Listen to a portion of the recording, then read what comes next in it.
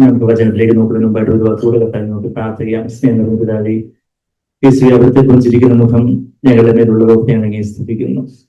നന്ദി കർത്താവിനാണ്. അവിടുത്തെ രക്തത്തിൽ ഞങ്ങൾ ഓരോരുത്തരെയും കഴുകിയതിനായിട്ട് നന്ദി. സ്നേഹത്തിൽ നിറച്ചതിനായിട്ട് നന്ദി.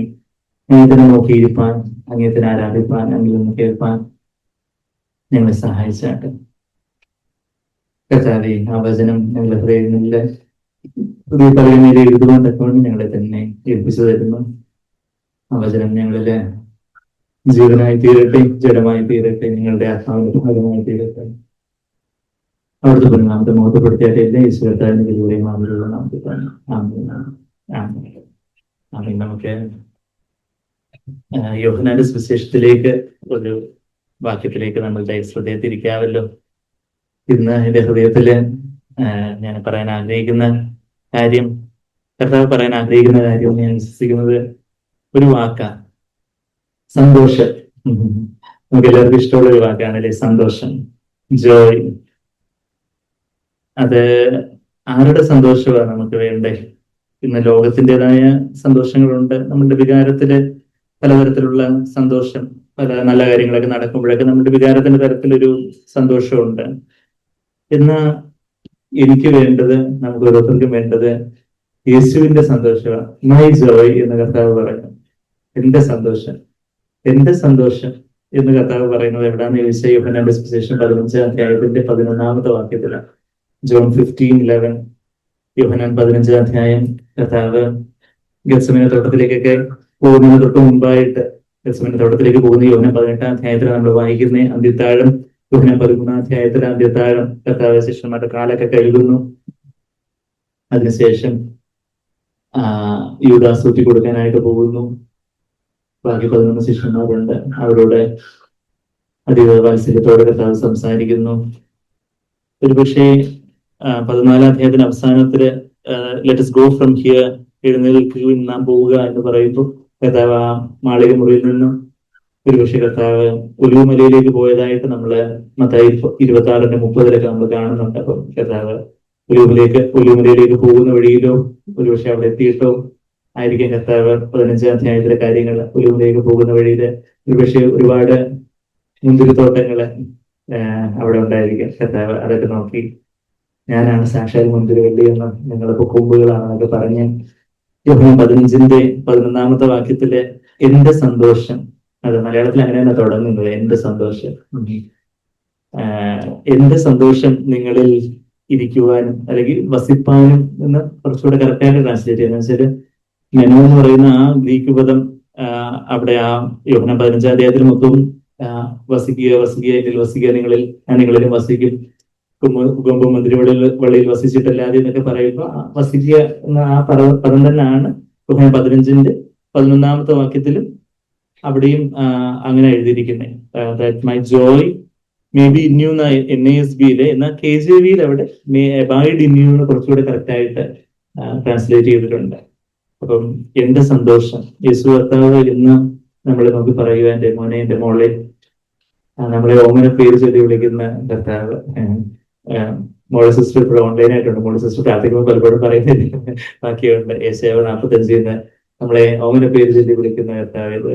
അപ്പൊ നമ്മളുടെ ചില പേര്, നമ്മുടെ ഓമന പേര് ചൊല്ലി നമ്മളെ കർത്താവ് വിളിച്ചുകൊണ്ട് കർത്താവ് പറയുക, എന്റെ സന്തോഷം നിങ്ങളിൽ വസിക്കുവാനും നിങ്ങളുടെ സന്തോഷം പൂർണ്ണമാകുവാനും, എന്റെ സന്തോഷം നിങ്ങളിൽ വസിക്കുമ്പോൾ ആ സന്തോഷം അത് നിങ്ങളുടെ സന്തോഷമായിട്ട് മാറും.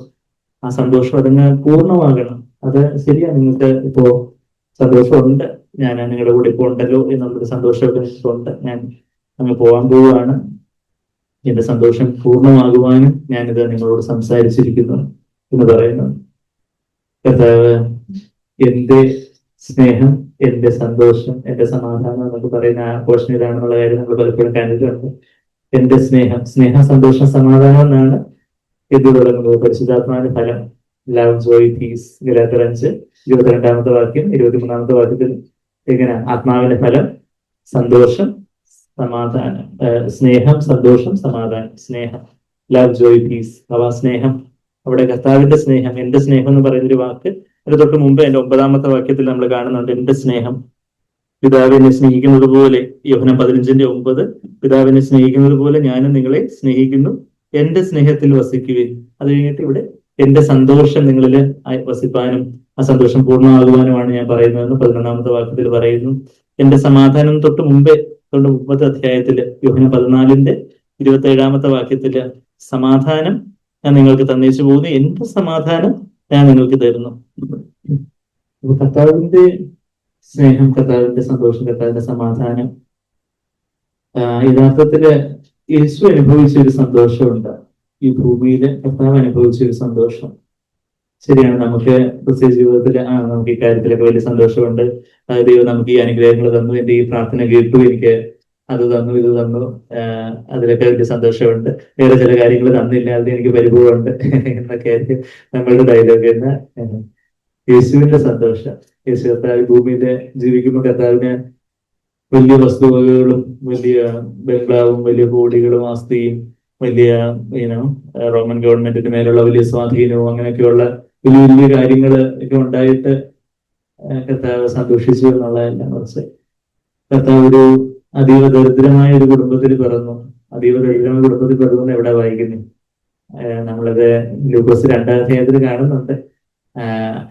ആ വാക്യം നിങ്ങൾക്ക് എല്ലാവർക്കും അറിയാമല്ലോ അല്ലെ? ലൂക്കോസ് 2-ാം അധ്യായത്തില് അവിടെ യഹൂദന്മാരുടെ ആചാരപ്രകാരം, ന്യായപ്രമാണ പ്രകാരം യോസേഫും മറിയയും അവര് ദേവാലയത്തില് അവരൊരു യാഗം കൊണ്ടുവരേണ്ടതായിട്ടുണ്ട് ഒരു കുഞ്ഞു പിറന്നപ്പോൾ. അപ്പൊ കുഞ്ഞു പിറക്കുമ്പോൾ അതിന്റെ ലൂക്കോസിന്റെ സുവിശേഷം, ലൂക്കോസ് നമ്മളിപ്പം യോഹന്നാൻ 15 പെട്ടെന്ന് കർത്താവിന്റെ സന്തോഷത്തിലേക്ക് വരാൻ വേണ്ടി നമ്മളെ കർത്താവിന്റെ സന്തോഷം എന്നറിയാൻ കർത്താവ് ജനിച്ച സാഹചര്യം എവിടെയായിരുന്നു? കർത്താവിന് വേണമെങ്കിൽ വലിയ മണിമാളികകൾ, വലിയ കൊട്ടാരത്തിലൊക്കെ ജനിക്കായിരുന്നു, വലിയ രാജാവിന്റെ മകനായിട്ട് ഒക്കെ ജനിക്കായിരുന്നു, വലിയ ഇങ്ങനെ നമ്മൾ പല ഇതിഹാസങ്ങളിലും ഒക്കെയൊക്കെ വലിയ രാജാവിന്റെ മകനായിട്ട് അവതാര പുരുഷന്മാരൊക്കെ ജനിക്കുന്നു. എന്നാൽ ഇവിടെ ഒരു കാർപ്പന്റ്, ഒരു തച്ചന്റെ മകനായിട്ട് ജനിക്കുമ്പോൾ അവിടെ 22-ാമത്തെ വാക്യത്തിൽ മോശയുടെ ന്യായപ്രമാണ പ്രകാരം, ലൂക്കോസ് 2:22, മോശയുടെ ന്യായപ്രമാണ പ്രകാരം അവളുടെ ശുദ്ധീകരണ കാലം തികഞ്ഞപ്പോൾ, പ്രസവം കഴിഞ്ഞപ്പോൾ ശുദ്ധീകരണ കാലം തികഞ്ഞപ്പോൾ കടിഞ്ഞൂലായ ആണൊക്കെയും ആദ്യത്തെ ആൺസന്തതിയൊക്കെ കർത്താവിന് വിശുദ്ധമായിരിക്കണം എന്ന് കർത്താവിന്റെ ന്യായപ്രമാണത്തിൽ എഴുതിയിരിക്കുന്നത് പോലെ എന്ന് നമ്മളവിടെ 23-ാമത്തെ വാക്യം, അത് പുറപ്പാട് 13-ന്റെ 2-ാമത്തെ വാക്യത്തിൽ നിന്നൊക്കെയുള്ള കൊട്ടേഷന് ഞാൻ അതിലേക്കൊന്നും പോകുന്നില്ല.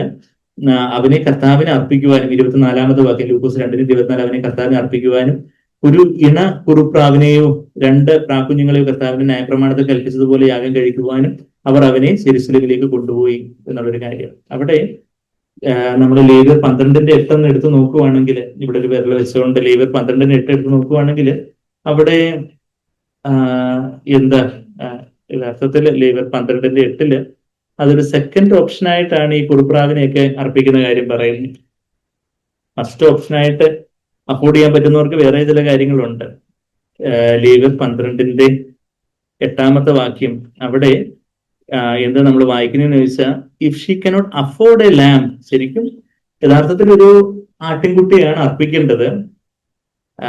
അത് നമ്മൾ അതിന്റെ 6-ാമത്തെ വാക്യം ലേവ്യർ 12:6 വായിക്കുവാണെങ്കിൽ, മകന് വേണ്ടിയോ മകൾക്ക് വേണ്ടിയോ അവളുടെ ശുദ്ധീകരണ കാലം തികഞ്ഞ ശേഷം അവൾ 1 വയസ്സ് പ്രായമുള്ള ആട്ടിൻകുട്ടിയെ വേണം ഹോമയാഗമായിട്ട് അർപ്പിക്കാൻ. കുട്ടിയെ ഹോമയാഗത്തിനായും ഒരു പ്രാവിൻ കുഞ്ഞിനെയും ഒരു കുറുപ്രാവിനെയും പാപയാഗത്തിനായും സമരകൂടത്തിന്റെ വാതിൽ പുരോഹിതന്റെ അടുക്കൽ കൊണ്ടുവരണം. അപ്പം 1 year old ലാം കൊണ്ടുവരണം, ഒരു വയസ്സ് തികഞ്ഞ ആട്ടിൻകുട്ടിയെ കൊണ്ടുവരണം, അല്ലെങ്കിൽ അതിന്റെ കൂടെ ഒരു കുറുപ്രാവിനെ കൊണ്ടുവരണം.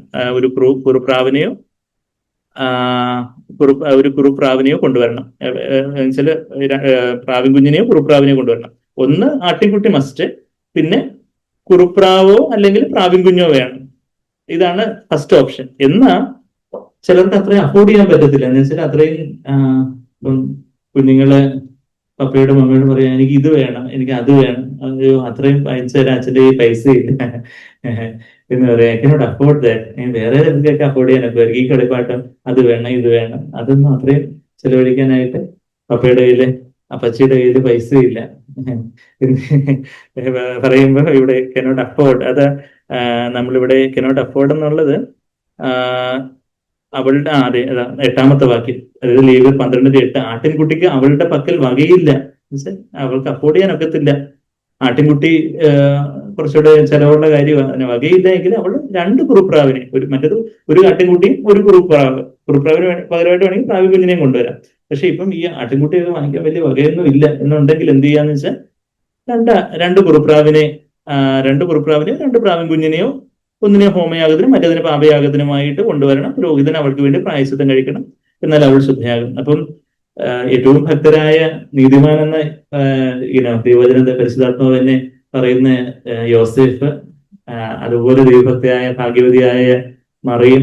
അപ്പൊ അവർക്ക് എന്തെങ്കിലും നിവൃത്തി ഉണ്ടായിരുന്നെങ്കിൽ, എന്തെങ്കിലും വിറ്റിട്ടാണെങ്കിൽ അവര് എന്ത് ചെയ്തേനെ, ഈ ഒരാട്ടുകൃതി അതാണ് ദൈവത്തിന്റെ വചനത്തിൽ ഫസ്റ്റ് ആയിട്ട് പറയുന്നത്. അപ്പൊ അതുകൊണ്ട് ഏറ്റവും ബെസ്റ്റ് ആയിട്ട് ഇത് പരിശുദ്ധാത്മാവിനാൽ എനിക്ക് മെസ്സിഹ എന്റെ ജീവിതത്തിൽ രക്ഷകൻ പറഞ്ഞിരിക്കുന്നു. അപ്പോ ഏറ്റവും ബെസ്റ്റ് ആയിട്ടുള്ളത് ചെയ്യണമെന്ന് അവര് എന്തെങ്കിലും നിവൃത്തി ഉണ്ടായിരുന്നെങ്കിൽ ചെയ്തതിന്. പക്ഷേ അവർക്ക് എന്ത് ചെയ്യാൻ പറ്റുള്ളൂ? നമ്മൾ ലൂക്കോസ് 2:24 വാക്യത്തില് അവര് അവനെ കർത്താവിനെ അർപ്പിക്കുവാൻ തിരിച്ച് നമ്മൾ കറന്റ് ലൊക്കേഷൻ ലൂക്കോസ് 2 നമ്മൾ തിരിച്ചെത്തി. ലൂക്കോസ് 2:24 അവന് കർത്താവിനെ അർപ്പിക്കുവാനും ഒരു കുറുപ്രാവിനെയോ 2 പ്രാക്കുഞ്ഞിനെയോ കർത്താവിന് ന്യായപ്രമാണത്തിൽ കൽപ്പിച്ചതുപോലെ യാഗം കഴിക്കുവാനും അവർ അവനെ യെരൂശലേമിലേക്ക് കൊണ്ടുപോയി. അവരെ ആട്ടുകൂട്ടിയൊന്നും വാങ്ങിക്കാനുള്ള വകയില്ലായിരുന്നു. അപ്പൊ അത്രമാത്രം അങ്ങനെ ഒരു ദരിദ്ര കുടുംബത്തിൽ ജനിച്ചു വളർന്നു. ദരിദ്ര കുടുംബം എന്ന് പറയുന്നു. പിന്നെ അത് കൂടാതെ കർത്താവിന് എത്ര അനിയന്മാരുണ്ടായിരുന്നു? കർത്താവിന് 4 അനിയന്മാരുണ്ടായിരുന്നു. മാർക്കോസ് 6:3 വാക്യത്തിൽ ഈ 4 അനിയന്മാരുടെ പേരൊക്കെ നമ്മൾ വായിക്കുന്നുണ്ട്. മാർക്കോസ് 6:3 4 അനിയന്മാര്, പിന്നെ അനിയത്തിമാർ, സഹോദരിമാരെന്ന് വായിക്കുന്നുണ്ട്. കർത്താവാണ് ആദ്യപുത്രനായിട്ട് മറിയത്തിന് ജനിച്ചത്. കർത്താവ് ജനിക്കുന്നതിനും വരെ മറിയെ അറിഞ്ഞില്ല എന്നാണ് മത്തായി 1-ാം അവസാനത്തെ വാക്യത്തിൽ യോസഫിനെ കുറിച്ച് പറയുന്നത്. ഇപ്പൊ അതിനുശേഷം അറിഞ്ഞു. അപ്പൊ അതിനുശേഷം മർക്കോസ് 6-ാം വാക്യത്തില് 3-ാമത്തെ വാക്യം, അതെ, അവിടെ ജെയിംസ്, ജോസഫ്, ജൂഡാസ്, സൈമൺ 3-ാമത്തെ വാക്യം അവിടെ നമ്മൾ വായിക്കുന്നത്? മറിയയുടെ മകനും യാക്കോബ്, യോസെ, യൂദാ, ശിമോൻ എന്നിവരുടെ സഹോദരനുമായ തച്ചനല്ലയോ? അപ്പൊ തച്ചന്റെ കുടുംബമാണ്. ഇവനും തച്ചനായിരുന്നു.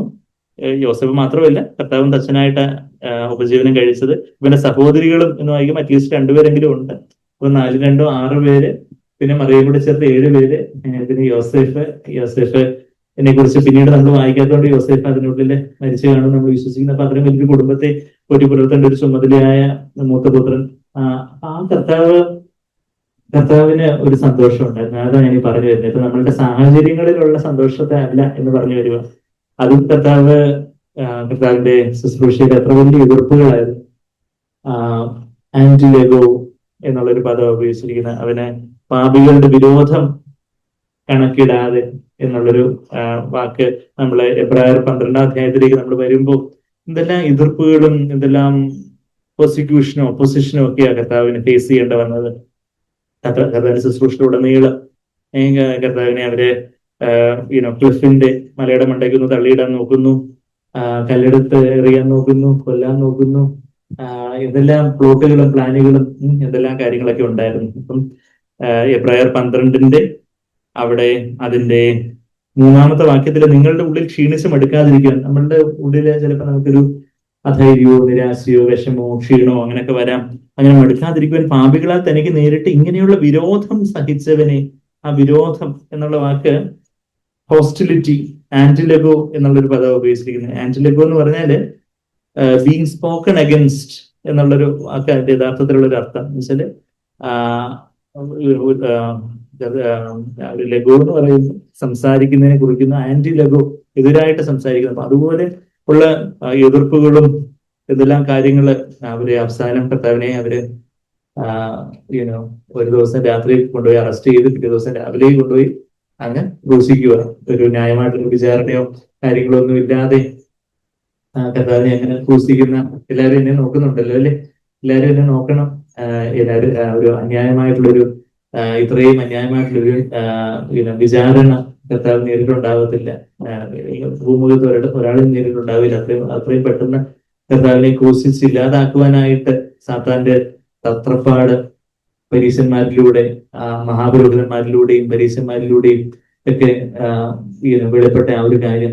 അപ്പൊ അവിടെയൊക്കെ അതിന്റെയൊക്കെ ആ മൂർധന്യാവസ്ഥയിലോട്ട് ചെല്ലുന്ന അവസ്ഥ അവിടെയൊക്കെയാണ്. അതായത് ക്രൂസിലേക്ക് പോകുന്നതിന് തൊട്ട് മുമ്പായിട്ട്, അറസ്റ്റ് ചെയ്യപ്പെടുന്നതിന് തൊട്ട് മുമ്പായിട്ട് കർത്താവ് പറയുന്നത് എന്റെ സന്തോഷം, ആ മറഞ്ഞു പോയിരുന്നൊരു സന്തോഷം. ബാക്കി എന്തെല്ലാം കാര്യങ്ങളുണ്ടെങ്കിലും കർത്താവിന്റെ മുഖം, കർത്താവിന്റെ അകക്കണ്ണുകള് ആരിലായിരുന്നു? എപ്പോഴും പിതാവിലായിരുന്നു. അതാണ് സന്തോഷത്തിന്റെ രഹസ്യം. If we can see the smiling face of the Father of the Lord Jesus above us, upon us, it is the secret of all joy. എല്ലാ സന്തോഷത്തിന്റെയും രഹസ്യം എന്ന് പറഞ്ഞാൽ എല്ലാ കാര്യങ്ങളും നമ്മൾ പ്രതീക്ഷിച്ചതുപോലെ എല്ലാവരും നമ്മളെ പ്രതീക്ഷിച്ചോണക്ക് പെരുമാറുന്നു, നമ്മളെ ബഹുമാനിക്കുന്നു, നമ്മളുടെ കാര്യങ്ങൾ കേൾക്കുന്നു, നമ്മളെ കരുതുന്നു. എല്ലാവരും നമ്മുടെ സാഹചര്യങ്ങളെല്ലാം നമ്മൾ പ്രാർത്ഥിക്കുന്നതിന് മുമ്പേ ദൈവം എല്ലാ ഉത്തരവും അരുളി. അങ്ങനെ നമുക്ക് വലിയ സന്തോഷമായിരിക്കും. പിന്നാണെങ്കിൽ നമുക്ക് പെട്ടെന്ന് സാലറി ഹൈക്ക് കിട്ടുന്നു, പെട്ടെന്ന് പ്രൊമോഷൻ കിട്ടുന്നു, പെട്ടെന്ന് വലിയ അങ്ങനെയൊക്കെ ആണെങ്കിൽ എല്ലാവരും നമ്മളെ കുറിച്ച് നല്ലത് പറയുന്നു.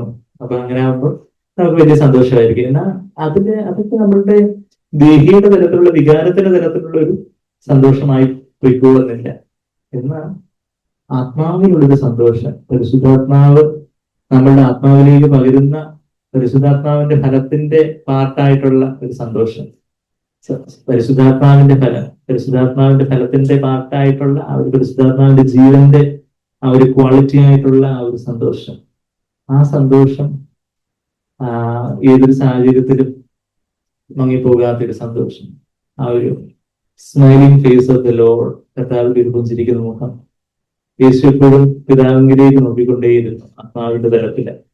പിതാവിന്റെ മാർവിലിരിക്കുന്ന, മടിയിലിരിക്കുന്ന എന്ന് മലയാളത്തിൽ തെറ്റായിട്ട് പരിഭാഷപ്പെടുത്തിയിട്ടുണ്ട്. യോഹന്നാൻ 1:18 പിതാവിന്റെ മാർവിലിരിക്കുന്ന, കോൾപാസ് എന്ന് പറയുന്ന ഗ്രീക്ക് പദം, പിതാവിന്റെ മാർവോട് ചാരിയിരിക്കുന്ന ആ പുത്രനാണ് പിതാവിനെ വെളിപ്പെടുത്തിയിരിക്കുന്നത് നമ്മൾ വായിക്കുന്നുണ്ട്. അപ്പം ഇപ്പോഴും പിതാവിന്റെ മാർവിലിരിക്കുന്ന, നമ്മൾ ആ വാക്യത്തെ നമ്മൾ പലപ്പോഴും കണ്ടിട്ടുണ്ട്. യോഹന്നാൻ 1:18 പിതാവിന്റെ മാർവിൽ ഇരുന്ന എന്നല്ല വായിക്കുന്നത്, ഇരിക്കുന്ന. He who is in the bosom of the father.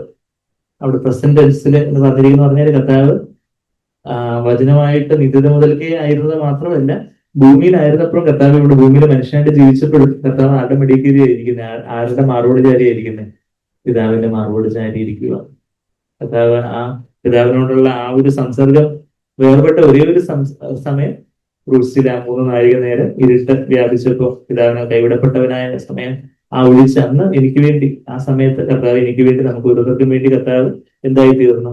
പാപമായി തീർന്നു. നിത്യമായിട്ടുള്ള നരകശിക്ഷ, ആ ദൈവത്തിന്റെ ക്രോധാഗ്നി, പാപത്തിന്റെ ശിക്ഷയായിട്ടുള്ള നിത്യ നരകാഗ്നി കർത്താവ് എനിക്ക് വേണ്ടി ആ സമയത്ത് വഹിച്ച് ഒഴിച്ചാല് ബാക്കി എല്ലാ സമയത്തും, ബാക്കി എല്ലാ നിമിഷഗണങ്ങളിലും, every moment of his life he was in the bosom of the father, പിതാവിന്റെ മാർവിലായിരുന്നു. അതായിരുന്നു സന്തോഷത്തിന്റെ രഹസ്യം. അതായത് പഴയ നിയമത്തിൽ ഇങ്ങനൊരു വാക്യം പലയിടങ്ങളിലും നമ്മൾ ആ ഒരു അതുപോലെ സിംഗിളുള്ള വാക്യങ്ങൾ സങ്കീർത്തനങ്ങളിൽ കാണുന്നുണ്ട്. 119 സങ്കീർത്തനത്തിന്റെ 135 വാക്യം ഇങ്ങനെ നമ്മളവിടെ വായിക്കുന്നേ. 119 സങ്കീർത്തനം 119 സങ്കീർത്തനമാണ് ഏറ്റവും വലിയ സങ്കീർത്തനം, നമുക്കറിയാം. ഏറ്റവും ചെറിയ സങ്കീർത്തനം അതിന്റെ തൊട്ട് മുമ്പ് 117 സങ്കീർത്തനം, അതിന്റെ തൊട്ട് മുമ്പ് ഇവിടെ 119 സങ്കീർത്തനത്തിന്റെ 117 സങ്കീർത്തനം ഏറ്റവും ചെറിയ സങ്കീർത്തനം, 119 സങ്കീർത്തനത്തിന്റെ 135 വാക്യം അവിടെ എന്താ വായിക്കുന്നേ? അടിയന്റെ മേൽ നിന്റെ മുഖം പ്രകാശിപ്പിച്ച് നിന്റെ ചട്ടങ്ങളെ എനിക്ക് ഉപദേശിച്ചു തരണമേ. ആ ഒരു place, make your face shine upon your servant. കർത്താവിന്റെ മുഖം നമ്മളുടെ മേൽ പ്രകാശിക്കുമ്പോഴാണ്, ഇപ്പം നമ്മൾ സ്നേഹിക്കുന്ന ഒരാൾ നമ്മളെ പുഞ്ചിരിക്കുന്ന മുഖത്തോട് നമുക്ക് നോക്കുമ്പോൾ നമുക്കൊരു എൻകറേജ്മെന്റ്, നമുക്കൊരു സന്തോഷമാണ്, ഒരു ഉത്സാഹമാണ് എന്ന് പറയുന്നത് പോലെ സകലത്തെ സൃഷ്ടിച്ച ദൈവം നമ്മൾ ഇങ്ങനെ രൂക്ഷമായിട്ട് ഇങ്ങനെ കോപിച്ച് നോക്കുവാണെന്നാണ് പലപ്പോഴും ദൈവമക്കളുടെ വിചാരം. ദൈവം എന്റെ ജീവിതത്തിലെ പാപങ്ങളും വീഴ്ചകളൊക്കെ കണ്ട് ഇങ്ങനെ ദൈവം ഇങ്ങനെ കോപാക്രാന്തനായിട്ട് എപ്പോഴും ഇങ്ങനെ വടിയെടുക്കണം, എപ്പോഴും വലക്കി എടുത്തുകൊണ്ട് നിൽക്കുന്നത് വലിയൊരു അങ്ങനെ ഒരു ചിന്തയാണ് പലപ്പോഴും ദൈവത്തെ കുറിച്ച് എല്ലാവർക്കും ഉള്ളത്, മിക്കവർക്കും ഉള്ളത്. അപ്പൊ അതുകൊണ്ട് ഞാൻ എന്റെ ജീവിതത്തിൽ ഈ വീഴ്ച ഉണ്ടായി, ആ വീഴ്ച ഉണ്ടായി, അത് ഉണ്ടായിട്ടുണ്ടായി, ദൈവം എപ്പോഴും ഞാനിങ്ങനെ കയ്യിലപ്പെട്ട തേങ്ങ എന്ത് ചെയ്യണം, അങ്ങോട്ട് ദൈവം കോപിച്ചെങ്കിൽ ഇല്ലാതാക്കി കളയുമോ എന്നാണ് യഥാർത്ഥത്തിലുള്ള ഒരു പിതാവിനെ, സ്നേഹിക്കുന്ന ഒരു പിതാവിനെ ആണ് യേശു വെളിപ്പെടുത്തി. പഴയ നിയമത്തിലാണെങ്കിൽ അവര് വിചാരിച്ചു തിരശ്ശീലയ്ക്ക് അപ്പുറം ഇങ്ങനെ കോപാക്രാന്തനായിരിക്കുന്ന വലിയൊരു ന്യായാധിപനെ മാത്രമേ അവർക്ക് അന്ന് ന്യായപ്രമാണത്തിന് വെളിച്ചത്തിൽ മനസ്സിലായുള്ളൂ. എന്നാൽ ആ തിരശ്ശീലേക്ക് ഒന്ന് ചിന്തി ജഡമാകുന്ന തന്നെ ജഡമാകുന്ന തിരശ്ശീലേക്ക് ഒന്ന് ചിന്തി കർത്താവ് അതിനുള്ളിൽ ഇരിക്കുന്ന എന്റെ പിതാവാണ്, അത് നിങ്ങളുടെയും പിതാവാണ് എന്ന് പരിചയപ്പെടുത്തിയ. എന്നിട്ട് നമ്മൾ ഈ മന്ത്രിമാരൊക്കെ വന്ന് ചില ഇൻസ്റ്റിറ്റ്യൂട്ടൊക്കെ ഉദ്ഘാടനം ചെയ്യുമ്പോൾ അവര് എന്താ പറയുക, അനാവരണം ചെയ്യൂലേ, അങ്ങനെ കേട്ടൻ ഇങ്ങനെ വലിച്ച് അപ്പൊ ഇങ്ങനെ രണ്ടിടത്തും കേട്ടൻ ഇങ്ങനെ വലിയുമ്പോൾ ഉദ്ഘാടനം ചെയ്തത് ഇന്ന ആളെന്നൊക്കെ പറഞ്ഞ് അത് കാണിച്ചത് വരെ കർത്താവ് കേട്ടൻ വലിച്ചു, കർത്താവിന്റെ ജഡമാകുന്ന തിരശ്ശീല ചീന്തി നമുക്ക് അതിവിശുദ്ധ സ്ഥലത്ത് സ്വർഗസിംഹാസനത്തിലുള്ളത് അത് ഒരു സ്നേഹിക്കുന്ന പിതാവാണ്. നമ്മെ അതുപോലെ അതീവ വാത്സല്യത്തോടെ യേശുവിനെ സ്നേഹിച്ചതുപോലെ നീയും സ്നേഹിക്കുന്ന ഒരു പിതാവാണ് എനിക്ക് അവിടെ സ്വർഗത്തിലുള്ളത് എന്നതിൽ കാര്യം നമ്മുടെ ഹൃദയത്തിൽ വലിയൊരു സന്തോഷവും വലിയൊരു സുരക്ഷിതത്വ ബോധവും ഒക്കെ ഉണ്ടാക്കുന്നു. ആ ഒരു കാര്യം നമ്മൾ കണ്ടിട്ടുണ്ടോ? നമ്മൾ പലപ്പോഴും നമ്മളുടെ സാഹചര്യങ്ങളിലേക്കോ മറ്റു വ്യക്തികളിലേക്കോ അല്ലെങ്കിൽ നമ്മളിലേക്കോ ഒക്കെ നോക്കാനാണ് നമ്മളുടെ ടെൻഡൻസി. നമ്മുടെ ടെംപ്റ്റേഷൻ എപ്പോഴാണ് എങ്ങോട്ടൊക്കെ നോക്കാനാ? 3 കാര്യങ്ങളിലേക്ക് നോക്കാനാ. ഒന്നുകിൽ ബാക്കിയുള്ളവരെ എന്ത് പറയാ, അവരെന്ത് പറയാ, അവരെ എന്നെ കുറിച്ച് സന്തോഷമാണോ, പിന്നെ ബാക്കി സാഹചര്യങ്ങളൊക്കെ ഞാൻ വിചാരിച്ചിട്ടുണ്ടോ, കാര്യങ്ങളൊക്കെ നടക്കുന്നുണ്ടോ, പിന്നെ നമ്മളിലേക്ക് കൂടെ നമ്മൾ നോക്കും. അപ്പോഴേക്കും പിന്നെ ആനന്ദത്തിന് എന്ത് വേണമെന്ന് പറഞ്ഞതുപോലെ നിരാശയ്ക്ക് എന്ത് വേണം എന്ന് വെച്ചാൽ നമ്മൾ നിരാശപ്പെടുക അല്ലെങ്കിൽ ചിലപ്പോൾ നിഗളിച്ചു പോവുകയൊക്കെ ചെയ്യും.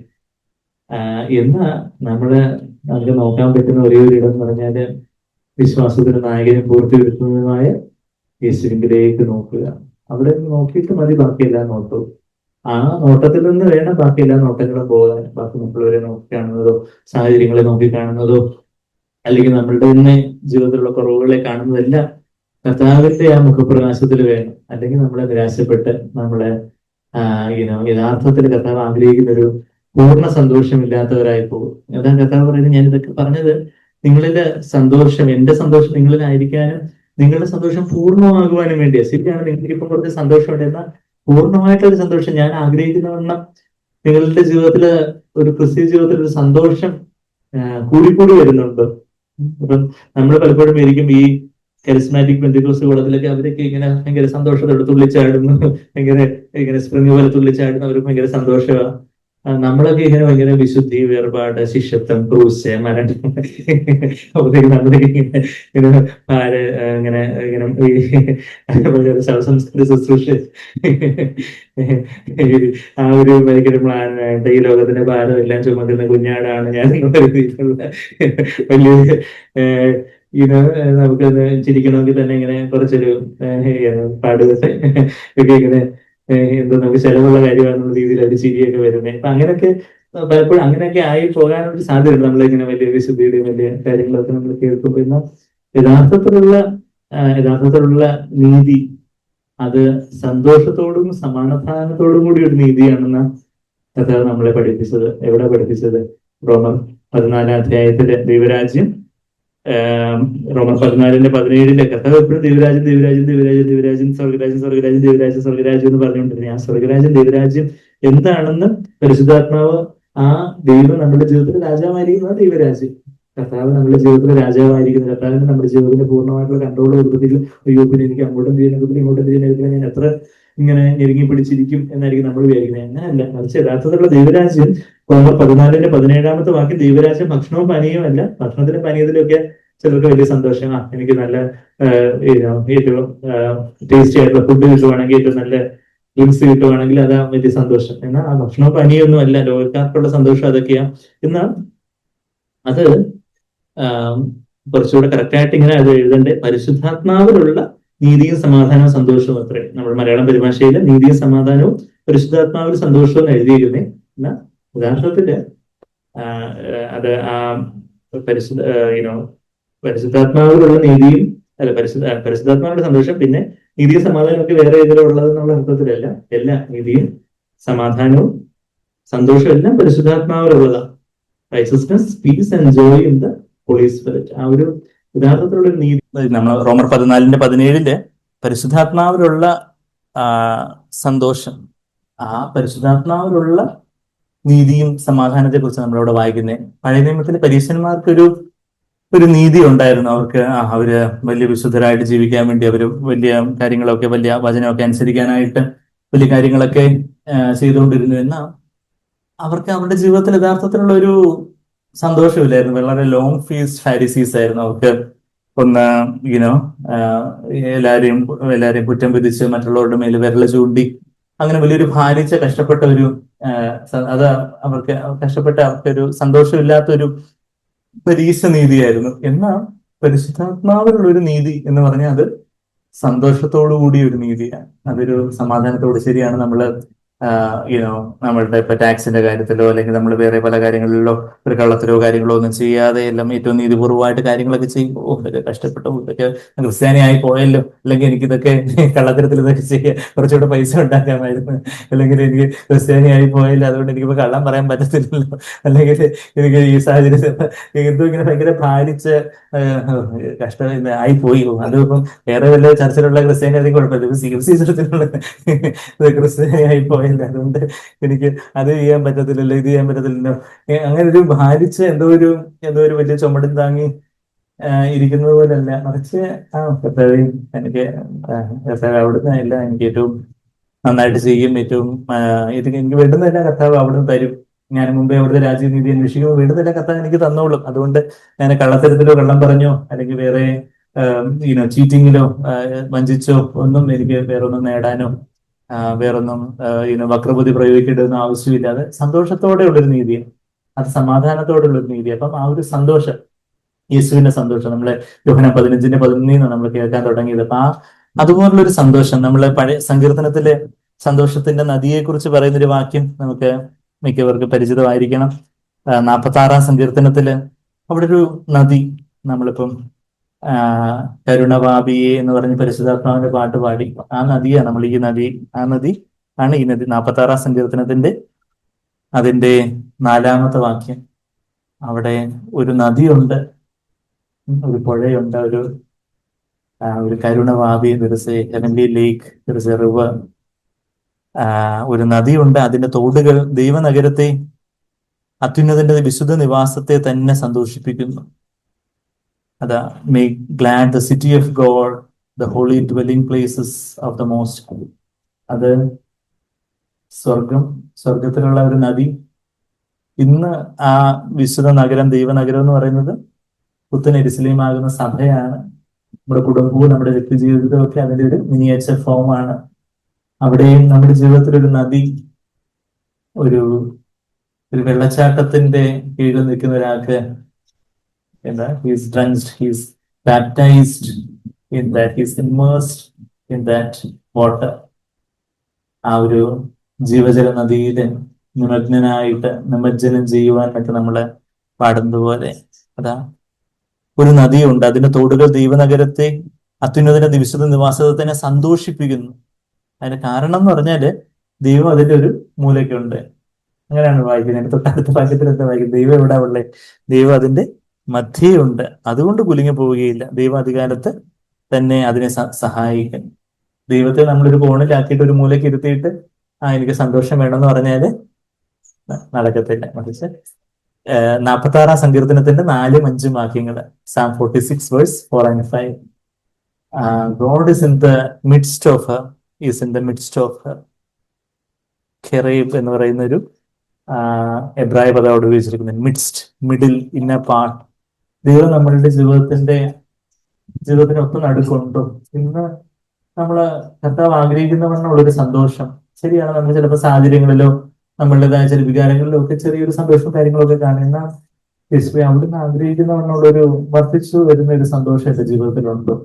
അതോ ഞാന് ഒരു പരീക്ഷ നീതിയേ ഉള്ളൂ, അതല്ലാതെ ഞാൻ ആ വചനം അനുസരിക്കുന്നു, ഈ വചനം അനുസരിച്ചു, മറ്റുള്ളവരത് അനുസരിച്ചില്ല, എനിക്ക് മാത്രം കഷ്ടപ്പാട്, ഞാൻ മാത്രം ഇതൊക്കെ അനുസരിക്കുന്നല്ലോ, അയ്യോ ദൈവം എന്റെ അങ്ങനെയൊക്കെയുള്ള ഒരു സ്വയസഹതാപവും അങ്ങനെയൊക്കെയുള്ള വേറെ പല കാര്യങ്ങളുമാണോ? അതോ സാഹചര്യങ്ങൾക്ക് അതീതമായിട്ടുള്ളൊരു സന്തോഷം, ഒരു ജീവജലത്തിന്റെ നദി, ഒരു നദി, ഒരു ശുദ്ധമായിട്ടുള്ളൊരു നദി നമ്മുടെ വീടിനടുത്തുണ്ടെങ്കിൽ പിന്നെ വെള്ളത്തിന്റെ കാര്യത്തിൽ പേടിക്കേണ്ട ആവശ്യമില്ല. നമുക്ക് നല്ലൊരു കിണറുണ്ടെങ്കിൽ അല്ലെങ്കിൽ നല്ലൊരു ബോർവെൽ ഉണ്ടെങ്കിൽ എന്ന് പറയുന്നത് പോലെ വലിയൊരു നദി, ഇന്നത്തെ കാലത്ത് നദികൾ അടുത്തുണ്ടായിരിക്കുന്നത് പേടിക്കേണ്ട കാര്യം എന്ന് വെച്ചാൽ വെള്ളപ്പൊക്കം എപ്പോഴും എന്നൊന്ന് ചോദിച്ചാൽ മതി. നമ്മുടെ കേരളത്തിലെ 15 ഇന്ത്യയിലെ വെള്ളപ്പൊക്കം ഇല്ലെങ്കിൽ ഈ നദിയുള്ള കാര്യം നല്ല രസമെന്ന് പറയുന്നത് പോലെ അതുപോലൊരു ജീവജലത്തിന്റെ നദി. അത് കർത്താവ് ആദ്യം ഒരു കിണറിന്റെ നീരുറവയെ കുറിച്ചാണ് കർത്താവ് ഇവിടെ പറയുന്നത്, നമ്മുടെ സമരിയ സ്ത്രീയോട് പറയുന്നത്. ആദ്യം യോഹന്നാൻ 3, 4, 7 അധ്യായങ്ങൾ നമ്മൾ വായിക്കുന്നു. നമ്മൾ സാങ്ക്ബറിന് കേട്ടിട്ടുണ്ട്.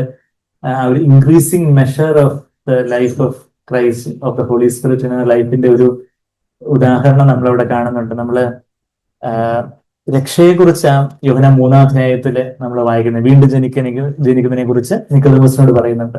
രക്ഷിക്കപ്പെടുമ്പം നമ്മുടെ ജീവിതത്തിൽ ഒരു സന്തോഷം ഉണ്ടോ എന്ന് ചോദിച്ചാൽ ഉണ്ട്. ശരിയാണ്, കർത്താവിന്റെ പാപങ്ങളൊക്കെ ക്ഷമിച്ചു, ഞാൻ രക്ഷിക്കപ്പെട്ടു.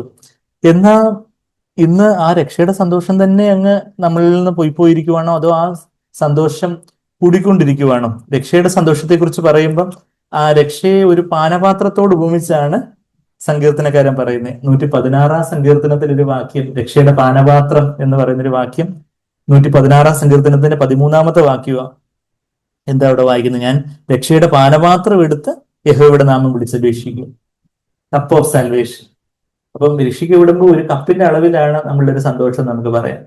എന്നാൽ കുറച്ചുകൂടെ കഴിയുമ്പോൾ കപ്പ് ഒരു മഗ്ഗിന്റെ അളവ്, പിന്നെ ഒരു ബക്കറ്റിന്റെ അളവ്, പിന്നെ വലിയൊരു ബക്കറ്റ്, പിന്നെ ഒരു കിണർ പോലെ ആവണം. അതാ യോഹന്നാൻ 4-ാം അധ്യായത്തിലേക്ക് വരുമ്പോൾ യഥാർത്ഥത്തിൽ മലയാള പരിഭാഷയിൽ ആ കിണർ എന്നുള്ള വാക്ക് അവിടെ ഉപയോഗിച്ചിട്ടില്ല. പക്ഷെ യഥാർത്ഥത്തില് ഗ്രീക്കിൽ ഉപയോഗിക്കുന്ന ഒരു വാക്കിന് നീരുറവ എന്ന് കിണറെന്നും ട്രാൻസ്ലേറ്റ് ചെയ്യാവുന്ന ഒരു പദമാണ് അവിടെ യോഹന്നാൻ 4-ാം അധ്യായത്തിലേക്ക് വരുമ്പോൾ. ഞാനിവിടെ 116-ാം സങ്കീർത്തനത്തിന് 13 നിങ്ങൾ കണ്ടു.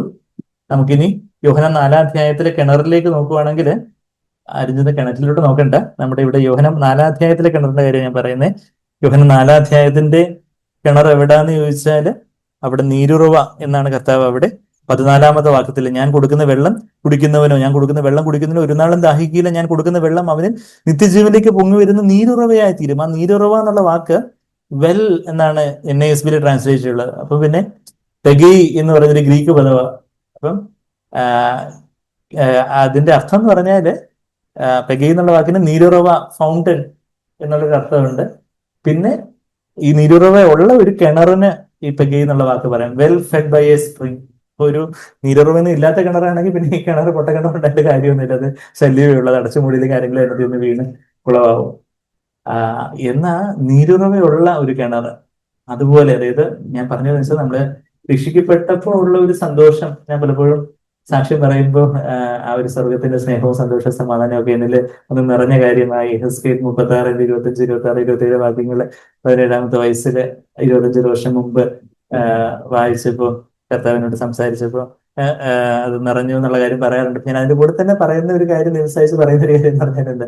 ഇന്ന് ആ സന്തോഷവും സമാധാനവും സ്നേഹവും ഒത്തിരി മടങ്ങ് വർദ്ധിക്കുവാൻ ദൈവം ഇടയാക്കി എന്നുള്ളതാണ്. നമ്മുടെ ജീവിതത്തിൽ അതുപോലെ വർദ്ധിച്ചു വരുന്ന നമ്മളുടെ ഒരു രക്ഷയുടെ സന്തോഷമുണ്ട്. രക്ഷയുടെ സന്തോഷം തന്നെ പോയി പോകുന്ന ഒരു അവസ്ഥയിലേക്ക് നമുക്ക് പോകാം. നമ്മൾ സങ്കീർത്തനം 51 വായിക്കുമ്പോൾ അവിടെ 51-ാം സങ്കീർത്തനത്തിൽ ദാവീദ് എന്തോ പ്രാർത്ഥിക്കുന്നേ, restore to me the joy of salvation. കർത്താവേ, ആ രക്ഷയുടെ സന്തോഷം തന്നെ ഇനി പോയി, ഇനിയിപ്പോ ആ കപ്പ് പോലും ഇല്ല.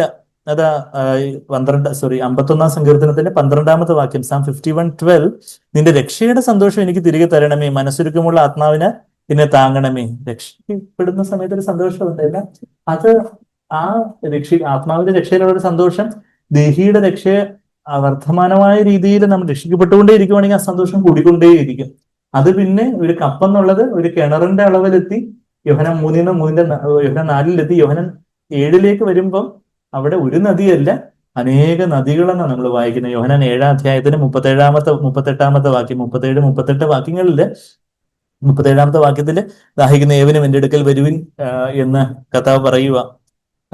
ഉത്സവത്തിന് മഹാദിനമായ ഒടുക്കത്തെ നാളിൽ, അവിടെ കൂടാരപ്പെരുന്നാളിന്റെ ഉത്സവമായിരുന്നു എന്നൊക്കെ നമ്മൾ യോഹന്നാൻ 7-ൽ വായിക്കുന്നുണ്ട്. 37-ാമത്തെ വാക്യത്തില് യേശു നിന്നുകൊണ്ട് ദാഹിക്കുന്നവനെല്ലാം എന്റെ അടുക്കൽ വന്ന് കുടിക്കട്ടെ, എന്നിൽ വിശ്വസിക്കുന്നവന്റെ ഉള്ളിൽ നിന്ന് തിരുവെഴുത്ത് പറയുന്നത് പോലെ. തിരുവെഴുത്ത് എവിടെ പറയുന്നത്? എഹെസ്കേൽ 47-ാം അധ്യായത്തില് അവിടെ തിരുവെഴുത്ത് പറയുന്നത്. അവിടെ കണങ്കാല് നരിയാണിയോളമുള്ള വെള്ളമുണ്ട്, പിന്നെ മുട്ടോളമുള്ള വെള്ളമുണ്ട്, അരയോളം, പിന്നെ നീന്തിയിട്ടല്ലാതെ ഒരു വർദ്ധിക്കുന്ന ഒരു വെള്ളത്തിന്റെ അളവാണ് ഇവിടെ എഹെസ്കേൽ 47-ൽ പറയുന്നത്. അപ്പൊ തിരുവെഴുത്ത് പറയുന്നത് പോലെ കർത്താവ് പറയുമ്പോൾ പഴയ നിയമത്തിൽ എവിടെ ഈ തിരുവെഴുത്തില് നദികൾ വരുന്നതിനെ കുറിച്ച് പറയുന്നത് വെച്ചാൽ ഈ എഹെസ്കേൽ 47. അപ്പൊ എഹെസ്കേൽ 47 പറഞ്ഞുകൊണ്ട് കർത്താവ് പറയുക, തിരുവെഴുത്ത് പറയുന്നത് പോലെ ജീവജലത്തിന് നദികൾ ഒഴുകും എന്ന് വിളിച്ചു പറഞ്ഞു കർത്താവ്. അതുപോലെ ആ ഒരു ആത്മനിർവോടെ വിളിച്ചു പറഞ്ഞൊരു കാര്യം ഇന്ന് നമ്മുടെ ജീവിതത്തില് ശരിയാണ്. നമുക്ക് നമ്മുടെ ചിലപ്പം ബാക്കിയുള്ള പലരെക്കാട്ടിലും നമുക്ക് നമ്മൾ ശരിയായിരിക്കാം, നമ്മൾ കൂടുതലായിട്ട് ആത്മീയമായിട്ട് പുരോഗമിച്ചിട്ടുണ്ടായിരിക്കും. എന്നാൽ കർത്താവ് ആഗ്രഹിക്കുന്ന അളവിലൊരു കർത്താവെ ഇതിനകം അനേക നദികള്, ജീവജലത്തിന്റെ നദികൾ എന്നിൽ നിന്ന് ഒഴുകണമെന്ന് കർത്താവെ അങ്ങ് ആഗ്രഹിക്കുന്നുണ്ടായിരുന്നിട്ടും ഒരു പക്ഷേ ഞാൻ കർത്താവെ കുറച്ചൊക്കെ ഒരു വെള്ളമൊക്കെ ഉണ്ട്, അത്യാവശ്യം കുറച്ച് കോരിയെടുക്കാനുള്ള വെള്ളമൊക്കെ ഉണ്ട്, അത്യാവശ്യം എന്താ പേര് മോശമാക്കാത്ത രീതിയിലുള്ള വെള്ളമൊക്കെ ഉണ്ടെന്നുള്ള രീതിയിൽ ഞാൻ അങ്ങ് തൃപ്തിപ്പെട്ടിരിക്കുവാണോ, അതോ കർത്താവെ നദികൾ എന്നിൽ നിന്ന് ഒഴുകുന്നുണ്ടോ? ഇതിന്റെ കർത്താവെ അതുപോലൊരു ആ ഒരു കർത്താവെ അങ്ങനെയുള്ള ഒരു സന്തോഷം, ആ ഒരു കർത്താവ് എപ്പോഴും ആനന്ദ തൈലത്താൽ അഭിഷിക്തനായിരുന്നു. കർത്താവിനെ കാണുന്നവർക്കൊക്കെ കർത്താവിന്റെ ആ ഒരു സന്തോഷം അത് പ്രതിഫലിക്കുമായിരുന്നു. നമ്മൾ എപ്പോഴും ചിരിച്ചുകൊണ്ടിരിക്കുന്ന കാര്യമല്ല ഞാൻ പറയുന്നത്, മറിച്ച് ഒരു ഹൃദയത്തിലുള്ള ഒരു സന്തോഷം. നമ്മൾ കർത്താവിനെ ആനന്ദ തൈലത്തിൽ അഭിഷിക്തനായിരുന്നു എന്നുള്ള ആ ഒരു കാര്യം എബ്രായർ 1:9 നമ്മൾ വായിക്കുന്നത്. ആ വാക്യം ഞാൻ പെട്ടെന്ന് എടുക്കുക, റെഫറൻസ് ഒക്കെ. നമ്മൾ ഈ സന്തോഷം എന്നുള്ള വാക്ക് കാര എന്നൊരു വാക്കാണ് ഗ്രീക്കിൽ. അത് എത്ര തവണ ഗ്രീക്കിൽ ഈ കാര എന്നുള്ള വാക്ക് ഉപയോഗിച്ചിട്ടുണ്ടെന്ന് ചോദിച്ചാൽ പുതിയ നിയമത്തിൽ 59 തവണ കാര എന്നുള്ള വാക്ക് ഉപയോഗിച്ചിട്ടുണ്ട്. കൈറോ എന്നുള്ള വാക്ക് റിജോയിസ്, സന്തോഷിക്കുക എന്നുള്ളതിന്റെ വേർബൽ ഫോം, അത് 74 തവണ. അപ്പം മൊത്തം 133 തവണ എങ്കിലും, പിന്നെ അതിനോട് വേറെ പദങ്ങളൊക്കെ കാണും, 133 തവണ. അതുപോലെ ദൈവവചനത്തില് പുതിയ നിയമത്തില് പറഞ്ഞിട്ടുള്ളൊരു കാര്യം, ഞാൻ എബ്രായർ 1:9 വരുന്ന വഴിയില്ല പെട്ടെന്ന് നമ്മളുടെ കണക്കെടുപ്പ് ഞാൻ പറഞ്ഞത്, സെൻസസ് പറഞ്ഞത് എത്ര തവണ ഉപയോഗിച്ചിട്ടുണ്ടെന്ന്. എബ്രായർ 1-ാം അധ്യായത്തിന്റെ 9-ാമത്തെ വാക്യത്തില് അവിടെ ആ ഒരു വാക്ക് എന്നെ ഒത്തിരി സ്പർശിച്ചിട്ടുള്ള ഒരു വാക്കാണ്.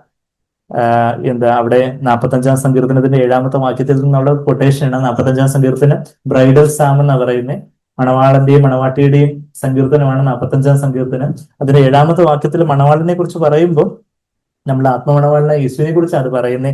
എന്താ പറയുന്നത്? നീ നീതിയെ ഇഷ്ടപ്പെടുകയും ദുഷ്ടതയെ ദ്വേഷിക്കുകയും ചെയ്തിരിക്കുക, ദൈവമേ നിന്റെ ദൈവം നിന്നെ കൂട്ടുകാരിൽ പരമായി നിന്നെ ആനന്ദ തൈലം കൊണ്ട് അഭിഷേകം ചെയ്തിരിക്കുന്നു. Oil of gladness, oil of Joy. ആ ഒരു കർത്താവിലുള്ള ഒരു സന്തോഷം, കർത്താവിൽ സന്തോഷം, അവൻ ബലം നമ്മൾ പാടുന്നത് പോലെ. ബാക്കി എന്തെല്ലാം കാര്യങ്ങളൊക്കെ മാറി മറിഞ്ഞു വന്നാലും, ബാക്കി എന്തെല്ലാം നമ്മളുടെ ജീവിതത്തിൽ നമുക്ക് ശാരീരികമായിട്ടുള്ള ചില ഹോർമോണൽ ചേഞ്ചസും, ഇപ്പം സഹോദരിമാർക്കാണെങ്കിൽ എസ്പെഷ്യലി സൈക്ലിക്കലായിട്ടുള്ള പീരിയോഡിക്കലായിട്ടുള്ള ഹോർമോണൽ ചേഞ്ചസ് അവരുടെ ബോഡിയിൽ എസ്പെഷ്യലി പ്രത്യേകിച്ച് ഉണ്ടാകാറുണ്ട്.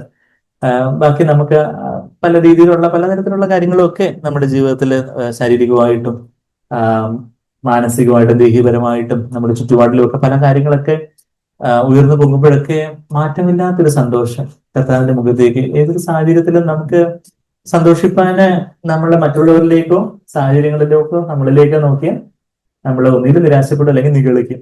പക്ഷെ നമ്മുടെ യേശുവിലേക്ക്, വിശ്വാസ നായകനെ കുറിച്ച് യേശുവിലേക്ക് നോക്കുമ്പോൾ അവിടെ യേശുവിലേക്ക് പരിശുദ്ധാത്മാവ് എപ്പോഴും നമ്മെ തന്നെ താഴ്ത്താനും, നമ്മെ തന്നെ താഴ്ത്തുമ്പോൾ പരിശുദ്ധാത്മാവ് നമ്മളുടെ അകമയുള്ള ദൃഷ്ടി, നമ്മളുടെ ഒന്നും നിറഞ്ഞ നമ്മളുടെ അകമയുള്ള ദൃഷ്ടി യേശുവിലേക്ക് ഉറപ്പിക്കാനായിട്ട് സഹായിക്കും.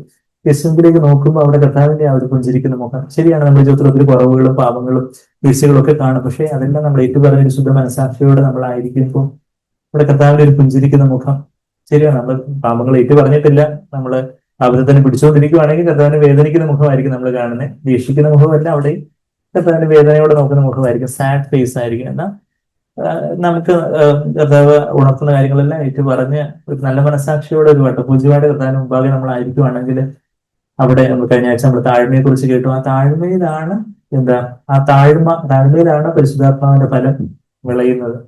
താഴ്മ എന്ന് പറയുന്നത് അത് പരിശുദ്ധാത്മാവിന്റെ ഒരു ഫലത്തിന്റെ ഒരു പാർട്ടായിട്ട് നമ്മൾ കാണുന്നില്ല. സ്നേഹം, സന്തോഷം, സമാധാനം, love, joy, peace, patience, kindness, goodness, faith and faithfulness, gentleness, self control. അവിടെ ഇവിടെ ഹ്യൂമിലിറ്റി ഇല്ല. എന്നാൽ നമ്മൾ സങ്കീർത്തനം കേട്ടിട്ടുള്ളത് പോലെ humility is the ground in which all these fruit are born എന്ന് പറയുന്നത്. താഴ്മ, നമ്മളൊരു സീറോ ആയിട്ട് നമ്മളെ തന്നെ താഴ്ത്തി ഏൽപ്പിക്കുമ്പോൾ പരിശുദ്ധാത്മാവ് നമ്മളൊന്ന് നിറയുമ്പോഴാണ് ഈ കാര്യങ്ങളൊക്കെ, ഈ സന്തോഷം യഥാർത്ഥത്തിൽ. അപ്പൊ ആ കർത്താവിലേക്ക് നോക്കാനും ഏതൊരു സാഹചര്യമാണെങ്കിലും ശരിയാണ്, ചിലപ്പോൾ നമുക്ക് നിരാശപ്പെടുന്ന രീതിയിലുള്ള ചില പെരുമാറ്റങ്ങളോ ചില സാഹചര്യങ്ങളോ ഒക്കെ വരുമ്പോൾ യേശുവിലേക്ക് നോക്കുമ്പോൾ അവിടെ ഒരു കർത്താവിന്റെ ഒരു പുഞ്ചിരിക്കുന്ന മുഖം പരിശുദ്ധാത്മാവ് നമ്മളെ കാണിച്ചു തരും. അപ്പൊ നമുക്ക് അവിടെ ഒരു സന്തോഷമുണ്ട്. Thank you that you rejoice in me with shouts of Joy. നമ്മള് ഇവിടെ ആ സെഫനിയ, ഞാനതൊക്കെ പറഞ്ഞു നിർത്താം, അല്ലെങ്കിൽ പിന്നെ ഞാനിനി 2-3 മണിക്കൂർ കൂടി ഇവിടെ പറഞ്ഞുകൊണ്ടിരിക്കുക. അത്രയ്ക്ക് എനിക്ക് ഇഷ്ടമുള്ള ഒരു സബ്ജക്റ്റ് ആയിട്ട് സെഫനിയ സെക്കരിയാവൊക്കെ മുമ്പ് സെഫനിയ 3-ാം അധ്യായത്തില് ദൈവം സന്തോഷിക്കുന്നു, വിത്ത് ഷൗട്ട്സ് ഓഫ് ജോയ്. കർത്താവ് വെറുതെ ഇങ്ങനെ ഒന്ന് ചെറുതായിട്ടൊന്ന് അടക്കി പിടിച്ച് ചിരിയോടെ ഒന്ന് സന്തോഷിക്കുന്നു, ഇങ്ങനെ ഭയങ്കര മസിൽ പിടിച്ച് ചിരിച്ച് സന്തോഷിക്കുന്നതായിട്ടല്ലേ വായിക്കുന്നത്. മറിച്ച് ഈ ചില ഇങ്ങനെ പണ്ട് കാലത്തെ കാരണവന്മാരൊക്കെ പറയും, ഓ സ്നേഹം ഉണ്ടെങ്കിൽ അത് പുറത്ത് കാണിക്കരുത്, പിള്ളേരോട് സ്നേഹം പുറത്ത് കാണിക്കരുത്. ഇപ്പൊ ഇങ്ങനെ ഭയങ്കര ഗൗരവത്തോടെ ഇപ്പൊ അങ്ങനെയുള്ള ചില പേരൻസ് ഒക്കെ വരുമ്പോൾ ഞാൻ അവര് നന്നായിട്ട് വഴക്ക് പറയും എന്റെ ഒപ്പിടിയില്. സ്നേഹം ഉണ്ടെങ്കിൽ പിന്നെ പുറത്ത് കാണിക്കാതെ പിന്നെ അവിടെ ഉള്ളിൽ അകത്ത് പിടിച്ചിരുത്തിയിട്ട് എന്ത് ചെയ്യാനാ? പിള്ളേർക്ക് അറിയണ്ടേ നിങ്ങൾ സ്നേഹിക്കുന്നുണ്ടോ? നീ ഹെൽത്തും തെറ്റില്ല അർത്ഥം നിങ്ങളെ സ്നേഹിക്കുന്നു, നിങ്ങളെ പിന്നെ എപ്പോഴാ ലാസ്റ്റ് ഒന്ന് കുഞ്ഞിനെ ഒന്ന് അപ്രീഷിയേറ്റ് ചെയ്ത് നല്ല വാക്ക് പറഞ്ഞ് അത് ചോദിച്ച് അവരൊക്കെ നല്ല ഡോസ് കൊടുക്കാറുണ്ട്. അപ്പം ഇവിടെ സെഫനിയ 3:17 വാക്യത്തില് നിന്റെ ദൈവമായ യഹോവ രക്ഷിക്കുന്ന വീരനായി നിന്റെ മധ്യേ ഇരിക്കുന്നു, അവൻ നിന്നിൽ അടക്കി പിടിച്ച് മസിൽ പിടിച്ച് ചിരിച്ചുകൊണ്ടിരിക്കുന്നു. ഇങ്ങനെ ചിരി വരാതെ ഇങ്ങനെ എനിക്ക് നിന്നെ സ്നേഹമൊക്കെ ഉണ്ട്, പക്ഷെ ഞാനൊന്നും പ്രകടിപ്പിക്കത്തില്ല എന്നല്ല ദൈവം പറയുന്നത്. പക്ഷെ നിന്നിൽ അത്യന്തം സന്തോഷിക്കും, തന്റെ സ്നേഹത്തിൽ അവൻ മിണ്ടാതിരിക്കുന്നു. ചില സമയത്ത് കർത്താവ് ക്വയറ്റ് ആയിരിക്കും, എന്നാൽ ഘോഷത്തോടെ അവൻ നിന്നിൽ ആനന്ദിക്കും. He will rejoice over you with shouts of joy. അങ്ങനെ ഭയങ്കര ആർത്ത് ഉച്ചരിച്ച് എന്താ നമ്മൾ നോക്കുന്ന സ്വർഗത്തിൽ ഭയങ്കര ആർത്ത് സന്തോഷിക്കുക. എന്താ പിതാവെ സന്തോഷിക്കാന്? എന്റെ മകളെ ഓർത്ത് ഞാൻ സന്തോഷിച്ചു. ഓ ഇവനെ ഓർത്തായിരുന്നു നീ ഇത്ര സന്തോഷിക്കുന്നത്. ചിലപ്പോൾ ദൂതന്മാരെയൊന്നും പറയും ഞങ്ങളെ ഓർത്ത് ഇത്ര സന്തോഷിക്കാതെ ഈ പയ്യനെ ഓർത്താണ്, അല്ലെങ്കിൽ ഇങ്ങേരെ ഓർത്താണ്, അല്ലെങ്കിൽ ഇയാളെ ഓർത്താണ്, അങ്ങനെ ദൂതന്മാര് പറയത്തില്ല. ഞാൻ പറയുക ഒരു ഇമാജിനറി ഡയലോഗ്. അവരെ ഓർത്ത് ഇത്ര സന്തോഷിക്കാറുണ്ട്, എന്തെല്ലാം കുറവുകൾ അവരുടെ ജീവിതത്തിലുള്ള. എങ്കിലും നമ്മൾ ആത്മാർത്ഥതയോടെ മാനസാന്തരത്തോടെ നുറുക്കത്തോടെ കർത്താവിന്റെ മുഖത്തേക്ക് നോക്കുവാണെങ്കിൽ അവിടെ സന്തോഷിക്കാൻ ആദ്യം പറഞ്ഞ വാക്യം പറഞ്ഞങ്ങ് നിർത്താം. യോഹന്നാൻ 15:11 കർത്താവ് ഇക്കാര്യങ്ങളൊക്കെ പറഞ്ഞത് എന്നിൽ എന്റെ സന്തോഷം നിങ്ങളിരിക്കാന്ന് പറയുമ്പോൾ അതിന് തൊട്ട് മുമ്പുള്ള ഭാഗം നമുക്ക് എല്ലാവർക്കും പരിചയമുള്ള വാക്യ എന്താ? യോഹന്നാൻ 15 ആദ്യത്തെ 10 വാക്യങ്ങളിൽ കർത്താവ് എന്താ പറയുന്നത്? മുന്തിരിവള്ളി, കർത്താവാണ് സാക്ഷാൽ മുന്തിരിവള്ളി, നമ്മളാണ് കൊമ്പുകള്, നമ്മള് കർത്താവിലങ്ങ് വസിക്കണം എന്ന് പറഞ്ഞാൽ നമ്മെ തന്നെ സമ്പൂർണ്ണമായിട്ടും താഴ്ത്തി കർത്താവിനങ്ങ് ഏൽപ്പിച്ചു കൊടുത്ത് നമ്മളതിനെ താഴ്ത്തി ഏൽപ്പിച്ചു കൊടുക്കണം. അങ്ങനെ പരിശുദ്ധാത്മാവിന്റെ നിറവ് കർത്താവിനോട് ചേർന്നിരിക്കണം, അത് കർത്താവിൽ വസിക്കണം. അപ്പൊ പരിശുദ്ധാത്മാവിന്റെ നിറവ് വരുമ്പോൾ പരിശുദ്ധാത്മാവിലൂടെ യേശു നമ്മളിൽ വസിക്കും, യേശു നമ്മളിൽ ജീവിക്കും. അപ്പം കർത്താവിന്റെ കൽപ്പനകളെ അനുസരിക്കാൻ നമുക്ക് സാധിക്കും. അതിന്റെ തൊട്ട് മുമ്പ് ഞാൻ എന്റെ പിതാവിന്റെ കൽപ്പനകൾ പ്രമാണിച്ച് നമ്മളെന്തോ കൽപ്പനകൾ പ്രമാണിച്ചങ്ങ് ഇങ്ങനെ വസിക്കുന്നു എന്ന് പറയുമ്പോൾ കർത്താവിന്റെ സ്നേഹത്തിൽ വസിക്കുന്നത് കൊണ്ടാണ് നമുക്ക് കൽപ്പനകളെ പ്രമാണിക്കാൻ ഒക്കുന്നത്. കൽപ്പനകളെ പ്രമാണിക്കുമ്പോഴാണ് കർത്താവിന്റെ സ്നേഹത്തിൽ നമുക്ക് കൂടുതൽ ആഴത്തിൽ വസിക്കാൻ ഒക്കുന്നത്. എന്ന് പറഞ്ഞാൽ കർത്താവിന്റെ കൽപ്പനകളെ പ്രമാണിക്കുക എന്ന് പറഞ്ഞാൽ കർത്താവിന്റെ വചനത്തിൽ നമ്മൾ കീഴടങ്ങി കൊടുക്കും. നമ്മളായിട്ട് എന്തോ അനുസരിച്ചു എന്നുള്ളത് നമ്മുടെ സ്വയനീതിയുള്ള അനുസരണം. അതിൽ നമുക്ക് നികളവും ഞാൻ അനുസരിച്ചു എന്ന് പറഞ്ഞ് നമ്മൾ നെഞ്ചു മരിച്ച് നിൽക്കും. അത് പക്ഷെ കർത്താവിന് കറവറിന്റെ തുണിയായിരിക്കും. Self righteous deeds Isaiah 64:6. എന്നാൽ കർത്താവിന്റെ വചനത്തിന്റെ കർത്താവ് ഈ ഒരു വചനം അവിടുത്തെ വചനത്തിൽ ഇങ്ങനെ ഉണ്ടല്ലോ, ഈ വചനം അനുസരിക്കാനായിട്ട് എന്നെ തന്നെ ഏൽപ്പിച്ചു തരുന്നു. അങ്ങനെ പരിശുദ്ധാത്മാവിന്റെ ശക്തിയാൽ ഞാൻ ആ കർത്താവിന്റെ വചനത്തെ അനുസരിക്കുമ്പോൾ എന്താ പറ്റുന്നത്? അതാ ഞാൻ എന്റെ പിതാവിന്റെ കൽപ്പനകൾ പ്രമാണിച്ച് അവന്റെ സ്നേഹത്തിൽ വസിക്കുന്നത് പോലെ. യോഹന്നാൻ 15:10 എന്റെ കൽപ്പനകൾ പ്രമാണിച്ച് എന്റെ സ്നേഹത്തിൽ വസിക്കാം. ആദ്യം കർത്താവിന്റെ സ്നേഹത്തിൽ നമ്മൾ വസിക്കണം. കർത്താവിന്റെ സ്നേഹത്തിൽ വസിക്കുമ്പോഴാണ് കർത്താവിന്റെ കൽപ്പനകൾ നമുക്ക് യേശു പ്രമാണിച്ചതുപോലെ പ്രമാണിക്കാൻ പറ്റുന്നേ. അപ്പൊ യേശുവിന്റെ കൽപ്പനകൾ പ്രമാണിക്കുമ്പോൾ നമുക്ക് കർത്താവിന്റെ സ്നേഹത്തില് അധികമായിട്ടുള്ള ആഴത്തിൽ നമുക്ക് വസിക്കാൻ പറ്റും. കർത്താവിന്റെ വചനത്തിന് നമ്മൾ ഓരോ സാഹചര്യത്തിലും കീഴടങ്ങുമ്പോൾ ശരിയാണ് കർത്താവ് ഒന്നിനും കടംപെട്ടിരിക്കരുത്, ആർക്കും ഒന്നും കടക്കാരനായിരിക്കുന്ന അവിടുത്തെ വചനം റോമർ 13:8 പറയുന്നുണ്ട്. കർത്താവ് അതുകൊണ്ട് കടം വാങ്ങിക്കാൻ ഞാൻ ആഗ്രഹിക്കുന്നില്ല, അല്ലെങ്കിൽ വേറെ ഓരോ കാര്യത്തിൽ നമ്മുടെ കളവ് പറയരുത്, അല്ലെങ്കിൽ വേറെ ദേഷ്യപ്പെടരുത്, മോഹിക്കരുത്, ബാക്കി ആകുലപ്പെടരുത്. എല്ലാം കർത്താവ് അവിടുത്തെ വചനത്തിനല്ല ഞാൻ കീഴടങ്ങുന്നു.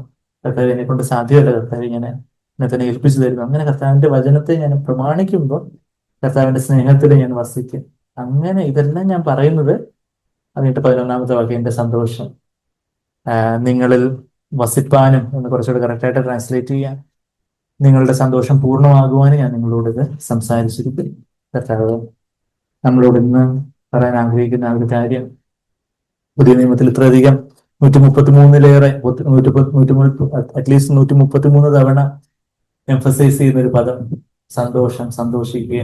കർത്താവിലുള്ള ഒരു സന്തോഷം, വർദ്ധിച്ചു വരുന്നൊരു സന്തോഷം.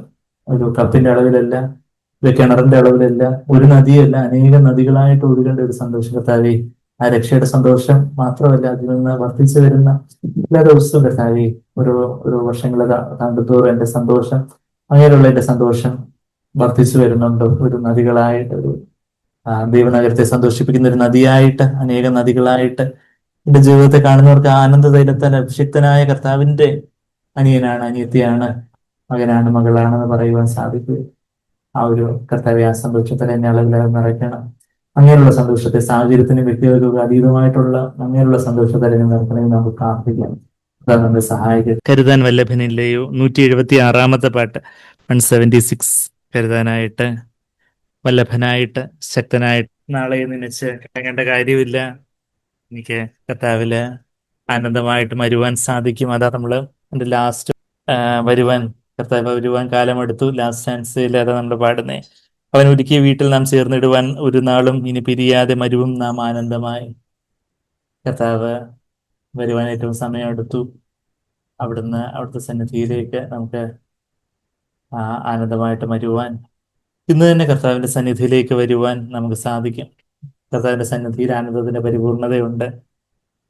സങ്കീർത്തനം 16:11 ഞാൻ പറയണമെന്ന് പറഞ്ഞ് എഴുതിയിട്ടതായിരുന്നു, പക്ഷെ പറയാൻ വിട്ടുപോയി. എന്നുള്ളത് കാരണം വേറെ ബാക്കിയുള്ള സാറുകളൊക്കെ പിന്നെ അത് എടുത്ത് പറഞ്ഞല്ലോ. ആ ഒരു ചീന്തിയ ജഡമാകുന്ന തിരശ്ശീലയ്ക്ക് അപ്പുറമുള്ള ദൈവത്തിന്റെ സന്നിധിയിൽ ആനന്ദത്തിന് പരിപൂർണതയുണ്ട്. അവിടെ മാത്രമേ ആനന്ദത്തിന് പരിപൂർണതയുള്ളൂ. ബാക്കിയുള്ളതെല്ലാം പാപത്തിന് തൽക്കാല ഭോഗം എന്നൊക്കെ നമ്മൾ Eബ്രായർ 11:24-25 വാക്യങ്ങളിൽ കാണുന്നുണ്ടെന്ന കർത്താവിന്റെ സന്നിധിയിൽ. ആ സന്നിധി എന്ന് പറയുന്ന വാക്ക് പനീം എന്ന് പറയുന്ന ഒരു ഗ്രീക്ക് എബ്രായ പദമാണെന്നൊക്കെ നമ്മൾ പറഞ്ഞായിരുന്നു. അത് അവിടെ അതേ വാക്ക് ആ വാക്ക് അപ്പോസ്തല പ്രവൃത്തികൾ 2:28 കൂട്ട് ചെയ്യുമ്പോഴും പ്രോസപ്പോ എന്ന് പറഞ്ഞ വാക്കും അവിടെ ആ സന്നിധി എന്നുള്ള വാക്കിന് മുഖം എന്നും ട്രാൻസ്ലേറ്റ് ചെയ്യാവുന്ന ഒരു പദമാണ്. മുഖം എന്നാണ് അതിന്റെ ലിറ്ററൽ ആയിട്ടുള്ള ട്രാൻസ്ലേഷൻ. വേറെ എടുത്ത് പറഞ്ഞാല് കർത്താവിന്റെ മുഖത്താണ് ആനന്ദത്തിന്റെ പരിപൂർണത. അതാ സ്മൈലിംഗ് ഫേസ്. കർത്താവ് നമ്മളെ പുഞ്ചിരിക്കുന്ന മുഖത്തോടെ കർത്താവ് നമ്മളെ നോക്കുന്നു. കർത്താവ് നമ്മളെ സ്നേഹിക്കുന്ന മുഖത്തോടെ കർത്താവ് നമ്മളെ നോക്കുന്നു. ഇപ്പോ നമുക്ക് ബാക്കി എന്തെല്ലാം കാര്യങ്ങളൊക്കെ കുഴഞ്ഞു മറിഞ്ഞ് വല്ലാതെ കലങ്ങി മറിഞ്ഞിരിക്കുന്ന സമയത്തും കർത്താവിന്റെ അകത്തൊരു മുഖത്തേക്ക് നമ്മൾ നോക്കുമ്പോൾ അവിടെ ഒരു സന്നിധി, അവിടുത്തെ സന്നിധിയിൽ, അവിടുത്തെ മുഖത്ത് ആനന്ദത്തിന്റെ പരിപൂർണതയുണ്ട്. അവിടുത്തെ ആ മുഖത്താൽ അവിടുന്ന് നമ്മളെ സന്തോഷപൂർണരാക്കുന്നു എന്ന് സങ്കീർത്തനത്തില് 21 സങ്കീർത്തനത്തിലെ 6-ാമത്തെ വാക്യത്തിലും അങ്ങനെ ഒരു വാക്യമുണ്ട്. നമുക്ക് ഈ പാട്ട് നമുക്ക് ഒരു ധൈര്യം നൽകുന്ന പാട്ടായിട്ട് കരുതുവാനുള്ള കർത്താവ് ഉള്ളത് കൊണ്ട് വാനിലെ പറവുകളൊക്കെ പുലരുന്നു നന്നായി, വയലിലെ താമര വളരുന്നു, വാനവനായകൻ നമുക്ക് ഏതും നൽകാതെ മറന്നിടുമോ.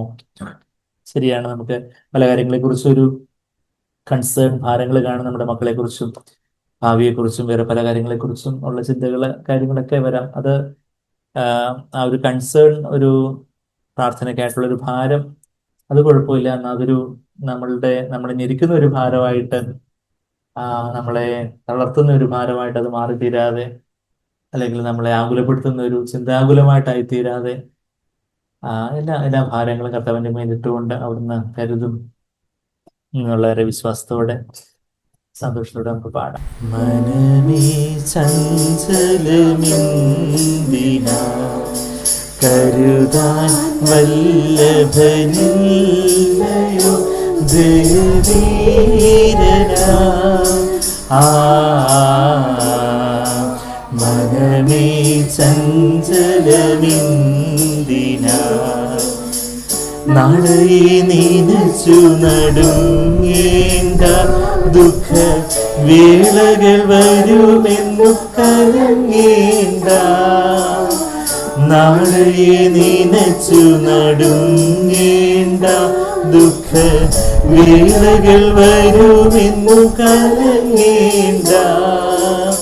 കാലമെല്ലാമുള്ള മനുവേദൻ കരുതാതെ കൈവിടുമോ. മനമേ ചഞ്ചലമിന്ദിനായി വാനിലെ പറവകൾ പുലരുന്നു നന്നായി, മണ്ണിലെ താമര വളരുന്നു. വാനിലെ പറവകൾ പുലരുന്നു നന്നായി, വയലിലെ താമര വളരുന്നു. വാനവനായകൻ നമുക്കേതു നൽകാതെ മറന്നിടുമോ? ആ മനമേ ചഞ്ചലമെന്തിനാ കൈവിടുകില്ലിനിയൊരു നാളും എന്നും വാക്കു പറഞ്ഞവൻ മാറിടുമോ? കൈവിടുകില്ലിനിയൊരു നാളും എന്ന് വാക്കു പറഞ്ഞവൻ മാറിടുമോ? വാനവും ഭൂമിയിൽ പോയാലും വാഗ്ദത്തം സുസ്ഥിരമാ.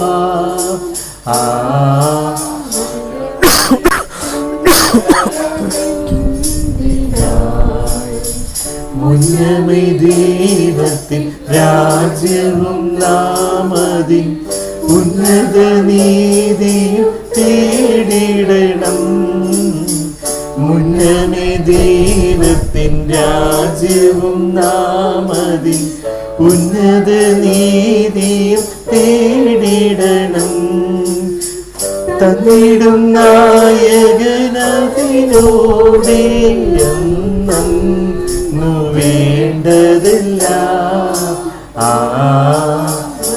നീ ചഞ്ചലമിന്ദിനായി നിൻവഴി കർത്തനെ ഭരമേൽപ്പിക്കുക.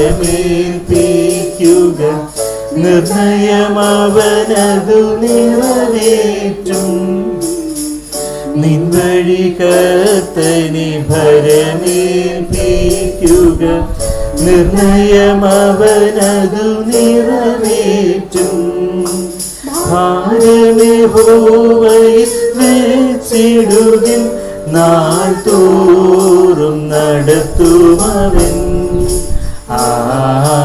മനമേ ചഞ്ചലമിന്ദിനായി വരുവാൻ കാലമടുത്തല്ലോ അവൻ ഒരുക്കിയ വീട്ടിൽ നാം ചേർന്നിടുവാൻ. വരുവാൻ കാലമടുത്തല്ലോ അവൻ ഒരുക്കിയ വീട്ടിൽ നാം ചേർന്നിടുവാൻ. ഒരു നാളും ഇനി പിരിയാതെ നാവും നാം ആനന്ദമായ. മനമേ ചഞ്ചലമിന്ദിനായി കരുതാൻ വല്ലഭനില്ലയോ ജയവീരനായി.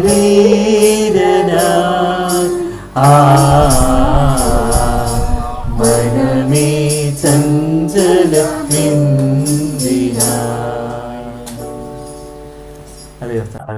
ഞങ്ങളെ കരുതാനായിട്ട് സകലതയും സൃഷ്ടിച്ച് നിയന്ത്രിക്കുന്നവനായ സർവശക്തൻ ഞങ്ങളുടെ കൂടെ ഉള്ളത് കൊണ്ട് കർത്താവേ, നാളെ നനച്ച് ഞങ്ങൾക്ക് നടുകേണ്ട കാര്യമില്ല.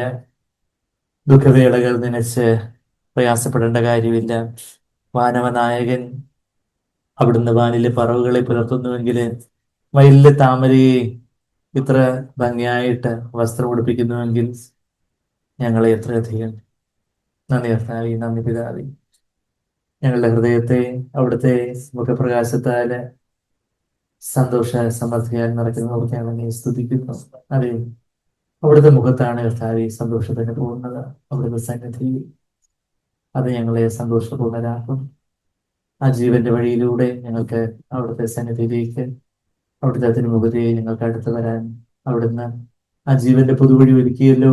തന്റെ ജഡമാകുന്ന തിരശ്ശീലയും ചെയ്തി സദാവേ അവിടുന്ന് സ്വന്തം ഹിതമല്ല, എന്റെ ഹിതമല്ല, എന്റെ ഇഷ്ടമല്ല, പിതാവിന്റെ ഇഷ്ടം എന്ന് പറഞ്ഞ് പിതാവിന്റെ സന്നിധിയിൽ എപ്പോഴും വസിച്ച്, പിതാവിന്റെ മാവിൽ എപ്പോഴും വസിച്ച് ആ പിതാവിന്റെ സന്നിധിയിലുള്ള സന്തോഷത്തിന്റെ പൂർണ്ണത കണ്ട് തനിക്കൊരു സഭയാകുന്ന മണവാട്ടിയെ ലഭിക്കും എന്നുള്ള ഒരു സന്തോഷം കണ്ട് ക്രൂസിനെ ലക്ഷ്യമാക്കിയതുപോലെ, അപമാനത്തെ ലക്ഷ്യമാക്കി ക്രൂസിനെ സഹിച്ചതുപോലെ കർത്താവേ ഞങ്ങൾക്കും എപ്പോഴും ആ ക്രൂസിൽ തന്നെ ഞങ്ങളുടെ ജഡത്തെ സൂക്ഷിക്കുവാൻ സഹായിക്കണമേ. ഞങ്ങളുടെ സ്വന്തം ഇഷ്ടത്തെ കർത്താവെ അടിയറവ് പറയുവാൻ, ഈ ക്രൂസിലൂടെ നിലനിൽക്കുന്ന അവിടുത്തെ സന്തോഷമുള്ളൂ. അതെ കർത്താവേ, അത് മനസ്സിലാക്കുവാൻ അതൊരു വെളിപ്പാടായിട്ട് ലഭിക്കുവാൻ ഞങ്ങളെ സഹായിക്കണമേ. ഈ ലോകത്തിന്റെ സന്തോഷം പല സാഹചര്യങ്ങളുടെയും വ്യക്തികളെയൊക്കെ ആശ്രയിച്ചിരിക്കും. എന്നാൽ അവിടുന്ന് പറഞ്ഞു, എന്റെ സന്തോഷം നിങ്ങളിൽ വസിക്കണം. അതെ കർത്താവേ, അവിടത്തേക്ക് ആ സന്തോഷം, അവിടുന്ന് ഈ ഭൂമിയിലെ മനുഷ്യനായിട്ട് പറഞ്ഞപ്പോൾ അവിടത്തേക്ക് ആ സന്തോഷം ലഭിച്ചത് ക്രൂസിലൂടാണല്ലോ. എന്റെ ഇഷ്ടമല്ല, പിതാവിന്റെ ഇഷ്ടം ചെയ്യുവാൻ അത്രയും ഞാൻ വന്നിരിക്കുന്നത്. ഞാൻ സ്വന്തമായിട്ടൊന്നും ചെയ്യുന്നില്ല, പിതാവ് ചെയ്ത് കാണിച്ചത് മാത്രമേ ചെയ്യുന്നുള്ളൂ എന്ന് പറഞ്ഞ് പിതാവിന്റെ മുമ്പാകെ വട്ടപൂജ്യമായി തീർന്ന് അങ്ങനെ പരിശുദ്ധാത്മാവിന്റെ ജീവജലത്തിന്റെ നദികളാൽ നിറഞ്ഞ് കർത്താവെ ആ സന്തോഷപൂർണ്ണത അത് നിറഞ്ഞു കവിഞ്ഞല്ലോ. കർത്താവെ നിറഞ്ഞു കവിഞ്ഞ് അത് അങ്ങേ കണ്ടുമുട്ടുന്നവർക്കെല്ലാം കർത്താവെ ആ സന്തോഷം അവിടുന്ന് പകർന്നു കൊടുത്തുവല്ലോ. അവിടുത്തെ സന്നിധിയില്, അവിടുത്തെ സാന്നിധ്യത്താൽ, അവിടുത്തെ മുഖത്താൽ അവിടുന്ന് അങ്ങയുടെ അടുക്കിലേക്ക് വന്നവരെ എല്ലാം അവിടുന്ന് സന്തോഷിപ്പിച്ചുവല്ലോ, അവരെ ഉത്സാഹിപ്പിച്ചുവല്ലോ. അതെ കർത്താവെ, ഞങ്ങളുടെ സന്തോഷം പൂർണ്ണമാകണം. ആ പൂർണ്ണമാകണം എന്ന് പറയുമ്പോൾ കർത്താവെ, ഒരു കപ്പില് വെള്ളം പൂർണ്ണമായാലേ ആ കപ്പ് നിറഞ്ഞു ഒഴുകത്തുള്ളൂ.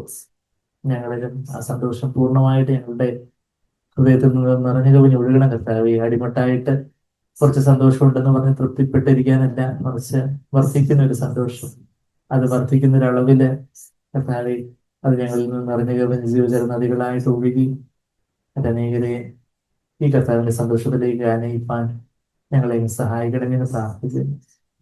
പിതാവിന്റെ സന്തോഷത്തിലേക്ക് നിങ്ങൾ പ്രവേശിക്കാനാണല്ലോ അവിടുന്ന് കർത്താവെ ആ വലതു ഭാഗത്തുള്ളവരോട് പറഞ്ഞത്. അതെ, ആ ഒരു പിതാവിന്റെ സന്തോഷം, ആ പുത്രന്റെ അതേ സന്തോഷം, പരിശുദ്ധാത്മാവ് ആ നദി ദൈവനിവാസത്തെ, കർത്താവിന്റെ അത്യുന്നതന്റെ വിശുദ്ധ നിവാസത്തെ സന്തോഷിപ്പിക്കുന്ന ആ സന്തോഷം, ആ ത്രിയേക ദൈവത്തിന്റെ സന്തോഷം ഈ ഒഴിവായിട്ടുള്ള എനിക്കും തരുവാൻ അവിടത്തേക്ക് മനസ്സായല്ലോ കർത്താവെ. അതെ കർത്താവെ, പാപച്ചെടി കുഴിയിലായിരുന്നു എന്നെ ആ സ്വർഗ സിംഹാസനത്തില് കർത്താവെ ഏറ്റവും അത്യുന്നതയിലേക്ക് വലിച്ചടുപ്പിച്ച് അവിടുത്തെ വലതു ഭാഗത്ത് നിത്യപ്രമോദങ്ങള്, അവിടുത്തെ വലതു ഭാഗത്ത് കാന്തയായിട്ടിരുന്നുള്ള നിത്യപ്രമോദങ്ങൾ അനുഭവിക്കുന്നതൊക്കെ സന്തോഷത്തിന്റെ പരിപൂർണ്ണത അനുഭവിക്കുന്നതൊക്കെ എന്നെ വിളിച്ചുവല്ലോ, ഞങ്ങളെ ദൂരത്തിൽ വിളിച്ചുവല്ലോ. ഈ ലോകത്തിന് താൽക്കാലികമായിട്ടുള്ള സോപ്പ് കുമ്മളകളെ കണ്ട് മതിമയങ്ങി പോകാതെ കർത്താവെ അങ്ങനെയുള്ള സന്തോഷം തിരിച്ചറിയുവാൻ കർത്താവെ ഞങ്ങൾ ഒത്തിരി സഹായിക്കാൻ ഞങ്ങളുടെ കുഞ്ഞുങ്ങളെയും ചെറുപ്പക്കാരെയും സന്തോഷിക്കണം. അനുസരിക്കുന്നതിലുള്ള സന്തോഷം, അപ്പനമ്മമാരെ അനുസരിക്കുന്നതിലുള്ള സന്തോഷം, അതെ കർത്താവെ കുഞ്ഞുങ്ങൾക്ക് നൽകണമെന്ന് പ്രാർത്ഥിക്കുന്നു. സന്തോഷത്തോടെ അവരനുസരിക്കുന്നവരാകുവാൻ ടീച്ചേഴ്സിനെ, അധ്യാപകരെ, ഞങ്ങളുടെ മേലധികാരികൾക്ക് കീഴടങ്ങുന്നതിലുള്ള ഒരു സന്തോഷം, അവിടുത്തെ വചനം അനുസരിക്കുന്നതിലുള്ള ഒരു സന്തോഷം.